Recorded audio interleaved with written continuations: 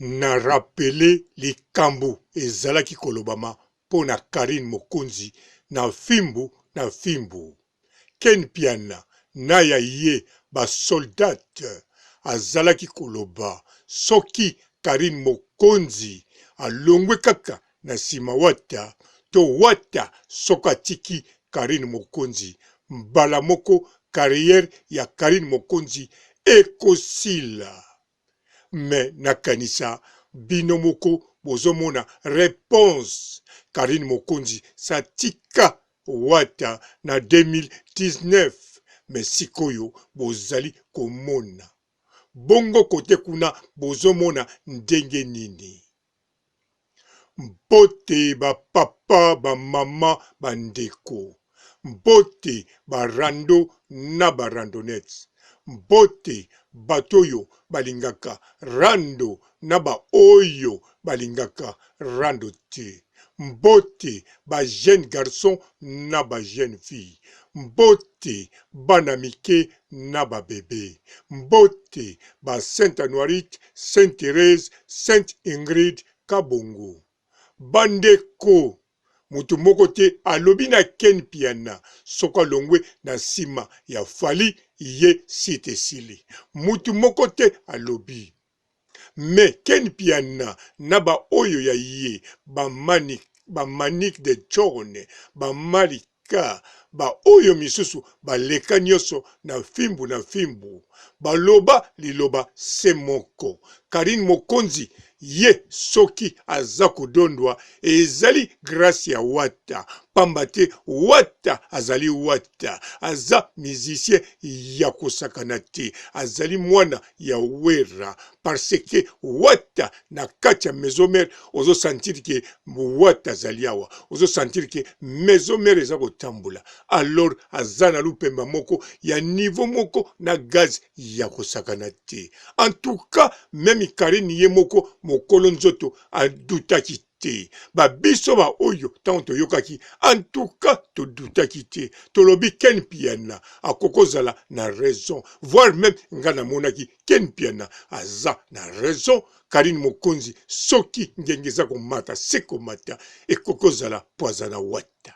Alors lelo oyo Karine Mokonzi depuis 2019 atika wata na kanisa nani atika lisima mwaina loba ezate bino moko boyebi Ken Piana ayebi pe batotu bayebi. Alors likambu oyo bino boyebi na moni tina na lobango ezate yango tolobela kaka Karine Mokonzi totika wata azala calme na kati ya mboka to na poto. Alors sikoyo Karine Mokonzi aza wapi bozomona niveau azali voire même akomi kobengama impératrice voire même leloyo akomolia baguette ya chocolat baza na tigre noir.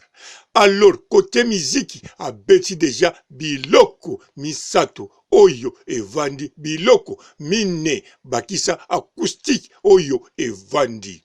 Bon, taonga na lobaka musique ya Karine Mokonzi na bandaka toujours ne bandeli parce que nga na koki kokumisa kaka acoustique te bien sûr eza kano na bandaka toujours na œuvre ya liboso ya Karine Mokonzi pamba te ngai kilelo na yokaka tout wana ekotaka nga surtout oyanga préféré ezalaka laissez-moi tranquille bien sûr acoustique eza eloka moto mais préféré nanga ezalaka laissenga tranquille na kanisa bato ebele bazwaka ngo na WhatsApp soki aza kolesenga tranquille te.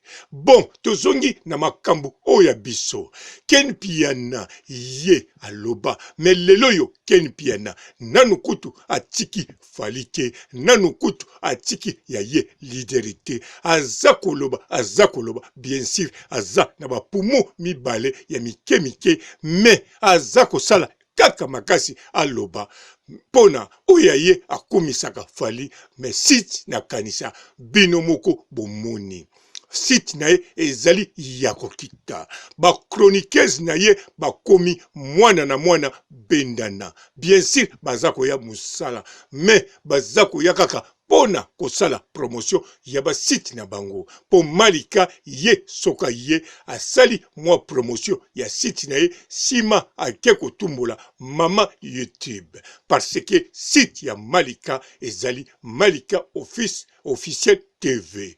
Lorachou ndenge mokope azana oya ye Lorachou officiel TV. Soki ye akei en plus bazoya par hasard. Manik de John alobaki abungaki maladi mais non abungaki parce que ayebaki tina akoya na fimbu te parce que salaire bazwaka susu te wana ekoma kaka munoko ya pamba bachaka akendaki na oya ye Manik de John Tokos TV bien sûr atie Tokos TV me kuna aza komona kitoko yango te. Alors bango nyonso wana bakei oyo sikoyo azalaki cordon na bango ngate mutu na bengi ye cordon coordinatrice to bengango bien coordinatrice na bango ezala Fifi Siwa mutu aloba yango ezali Keni pia na ye moko ngape na tangu na solola na Fifi Siwa seri moko po aya na chaîne nanga aloba nanga asalaka na fimbu aza coordinatrice soki akoya pananga akozala pe kaka coordinatrice. Donc soki na lobi Fifi Siwa azalaki coordinatrice parce que eza confirmé.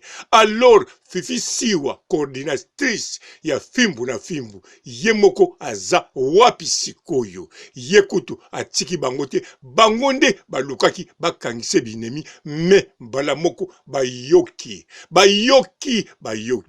soki bayokaki te bayoka yango sikoyo. Fifi Siwa camarade nanga Lorachou ye inkoni nanga Malika ye inkoni nanga Manik de John ye yaya nang ex yaya nanga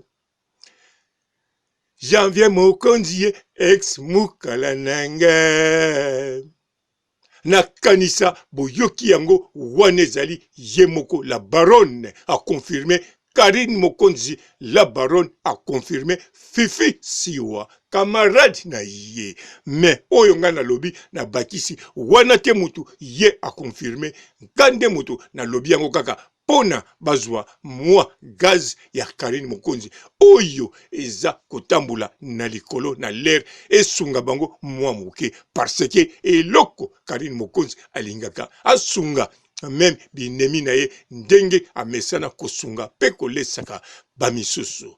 Alors sikoyo Keni piana komeka kutu te olongwa simafali pamba te ozali ya kokita eloko okoki kosala sino te okokozwa problème obanda kokumisa Karine Mokonzi obanda kosala promo ya Karine Mokonzi wana ekosunga yo sino te soki olobi otiaki teti ozela likambo moko eya na Karine Mokonzi po lobela pour le moment oza na problème parce que ya yo ba danseuse non ya yo ba chroniqueuse oyo batiaka bilengi na kati ya neti na yo bazangi maloba pe basali oya bango po mbongo eza te yo liloba oloba en tout cas Karine Mokonzi alakisi yo kutu te yango moko mokili elakisi yo ke Karine Mokonzi la baronne azali nani la Karine Mokonzi la baronne na ba musicien tangu nanu azalaki musicien te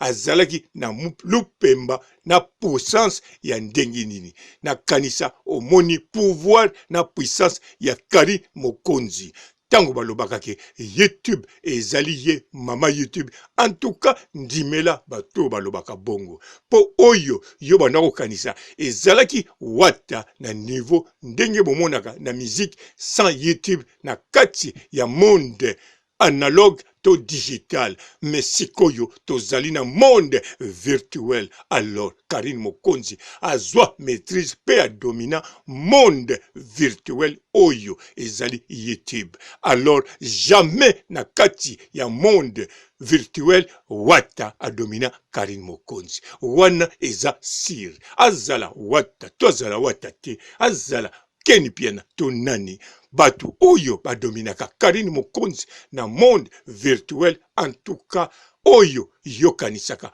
bazate pena yebite soki bakozala mais pour le moment Karine Mokonzi azali kaka ko jouer rôle ya kombo na ye mama YouTube yo Ken Piana en tout cas sikoyo na yebi penza mingi oyo kokosala te à part kokumisa Karine parce que kofinga sofinga sikoyo maloba ozanango kutu te voire même janvier alobaki non nazana mususu lokola ayokaki Jael alobaki mususu tilelo nanu de lobati na janvier nanu alobati akanisaki azana maloba mais aluki azana rien aluki afonde azomona ndenga kofonde te po oyo nyoso afonda liboso yemoko amikanga lokuta avant bato bakange lokuta alors maloba même na janvier ezate atabo tungoliye azana ngote atabo melisiye makaya na lotoko akoka ko créer parce que Cécilie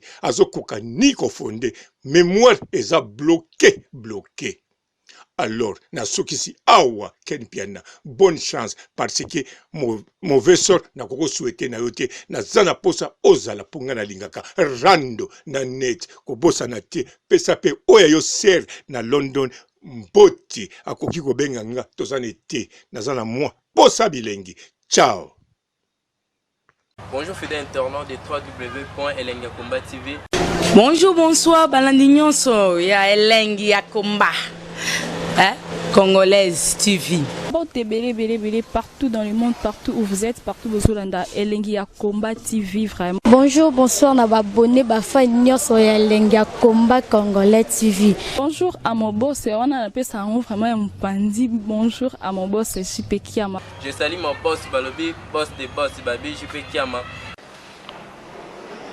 Bonjour, na Elengi ya Komba Congolais TV, vraiment. Maman Lazana, chaîne de chaque topo, il y a pas de JP Kiama, et boss des boss, il y a un danger. Donc, on va accepter le Lazaki. Ya boss na biso JP Kiama nzambe na ngai ba boss bazali ba boss bazali JP Kiama le boss des boss. Napesi d'abord bonjour te ba mbote belé na mo boss JP Kiama wana na kozangisa ote donc na ko lekate sana napesa mo boss JP Kiama boss des boss.